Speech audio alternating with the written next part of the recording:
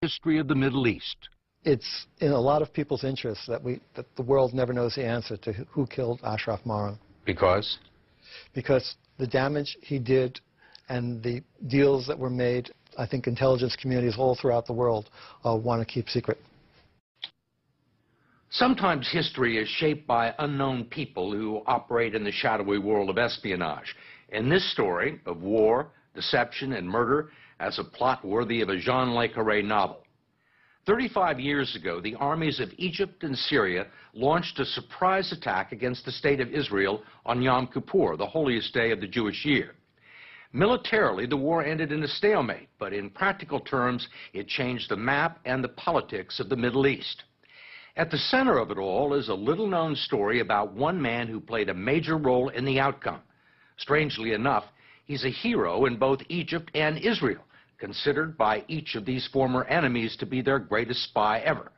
The question is, who was Ashraf Marwan really working for, and who finally murdered him in London?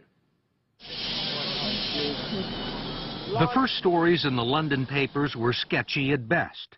A mysterious Egyptian had been found dead outside his London apartment under questionable circumstances.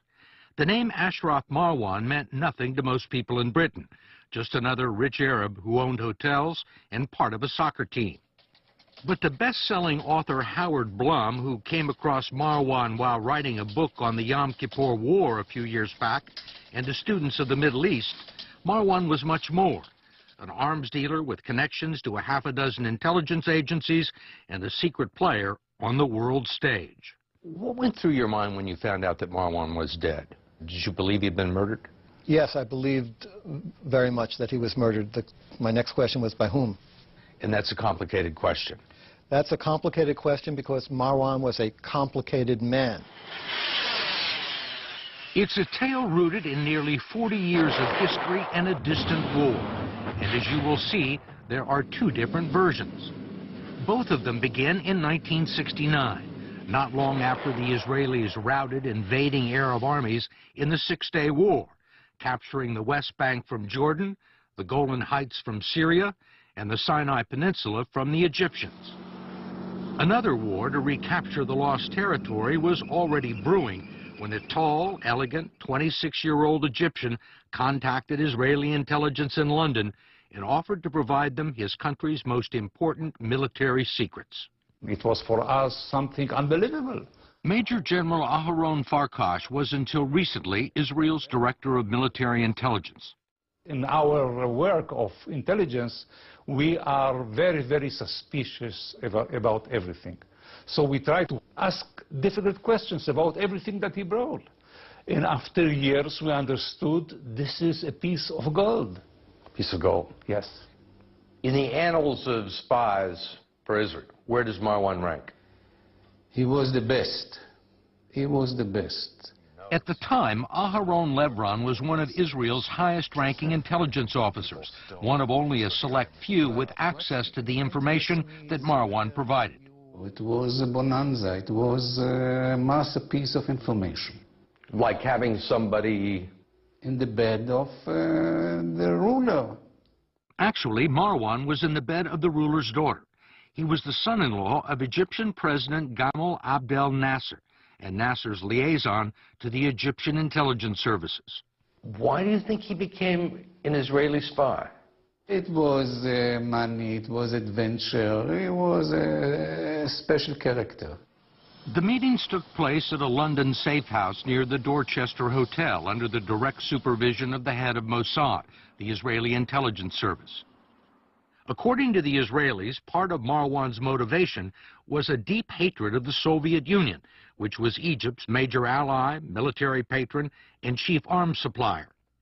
But the Israelis say Marwan also demanded more than $100,000 per meeting to finance what they claim was a lavish London lifestyle that included wine, gambling, and women. He was for sale. In a way. And Israel paid him very well. He was worth every penny. The Mossad's code name for Marwan was the Angel. And between 1969 and 1973, he provided the Israelis with reams of secret Egyptian documents. There were transcripts of meetings between President Sadat and Soviet leader Leonid Brezhnev, records of their arms deals, and perhaps most important, detailed Egyptian war plans for recapturing the Sinai Peninsula. When Marwan spoke, the highest leaders in Israel, within a matter of hours, got the transcripts of what he spoke. Golda Meir read them, Moshe Dayan read them, the Army Chief of Staff read them, and this is how they formed their opinions.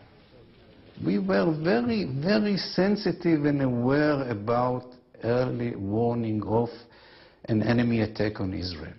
From the first day, this was rule number one. And you relied on Marwan to give it to you? Of course. According to the Egyptians, it was Israel's reliance on Marwan to warn them of an impending attack that allowed their army and the Syrians to amass hundreds of thousands of troops on Israel's borders in the fall of 1973 under the guise of a training exercise. In fact, the Yom Kippur War was about to begin, and the Israelis had heard nothing from Marwan. Dr. Abdel Monem Said, one of Egypt's top national security experts, says it was all part of the plan. Who was Ashraf Marwan working for? He was officially working for the president of Egypt, but also he was working for the security establishment of Egypt as well. Not the Israelis? Not the Israelis. Not whatsoever. Egyptian officials refused to talk to us about Marwan on camera because the information is still secret. But a number of people directed us to Dr. Said for the Egyptian side of the story, which is Israel's greatest spy was actually a double